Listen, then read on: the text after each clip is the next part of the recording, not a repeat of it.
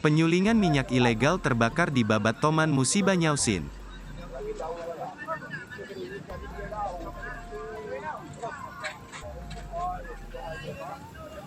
Lokasi penyulingan minyak ilegal yang berada di Kabupaten Musi Banyuasin, Muba, kembali terbakar, Minggu, tanggal 24 Maret tahun 2024, sekitar pukul 17.30 waktu Indonesia Barat.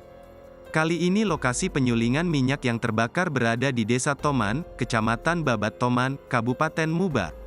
Berdasarkan informasi yang dihimpun, kebakaran tersebut terjadi menjelang maghrib atau sekitar pukul 17.30 waktu Indonesia Barat. Api yang cukup besar membuat kepulan asap hitam sangat tergambar jelas. Diketahui tempat penyulingan minyak yang terbakar terdapat 3 titik dalam satu lokasi. Beredar video di grup WhatsApp menunjukkan lokasi yang terbakar apinya sangat besar dan banyak warga dan pemadam mencoba memadamkan api. Ya, benar, lokasinya di Kebon Cine Desa Toman, Kecamatan Babat Toman.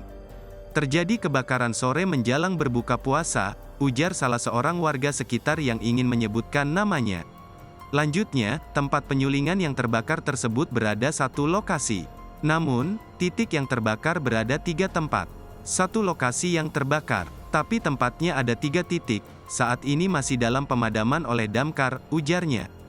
Sementara itu, Camat Babat Toman Heru Karisma membenarkan perihal kebakaran yang terjadi. Pihaknya belum bisa memastikan lokasi yang terbakar tersebut.